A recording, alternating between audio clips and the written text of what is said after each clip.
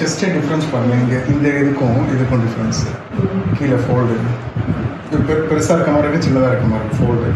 இது செகண்ட் வந்து பார்த்தீங்கன்னா இந்த கை உடம்பு ஒட்டி இருக்குல்ல, இங்கே பாருங்கள் கையோட கேப்பு ஜாஸ்தி இருக்குது. இது வீட்டில் எல்லாரும் செக் பண்ணுங்கள். அதே மாதிரி ஷோல்டர் பாருங்கள், இங்கே வைக்கிறேன் கை எங்கே இருக்குன்னு பாருங்கள். இறங்கியிருக்கு ஏறி இருக்குது. ரெண்டு பக்கம் ஷோல்டர் வச்சிங்கன்னா இது இறங்கியிருக்கு ஏறி இருக்குது. இந்த செஸ்ட்டு பார்த்தாலே தெரியும் எல்லாம் இது பெருசாக இருக்க மாதிரி இருக்குது, சின்னதாக இருக்குது. திருப்பிக்கோங்க.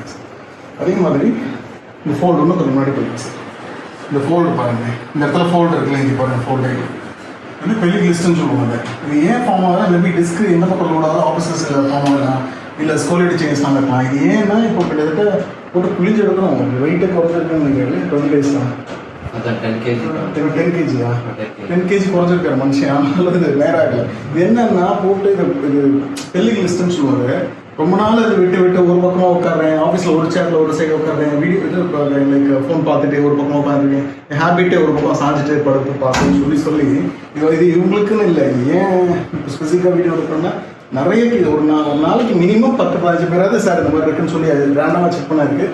அதில் ஒரு சைடு லோடாகி பெயின் கொடுக்குது. இங்கேயே தொட்டு பார்த்தா நாடில் இல்லைங்களா சார்? இந்த இடத்துல ஒரு நாடில் ஃபார்ம் இங்கே கூட அவ்வளோ இருக்காது. லெஸ்ட் ஆகி பெயின் ஸ்டார்ட் ஆகும். என்ன மசாஜ் பண்ணாலும் திருப்பி ஒரு சைடாக தாங்க, திருப்பி என்ன ரிலீஸ் பண்ணாலும் ரிலீஸ் பண்ணணும். கரெக்ஷன் பண்ணி அதை நேராக்கணும். அதுதான் சொல்லி போயிட்டு இருக்கு.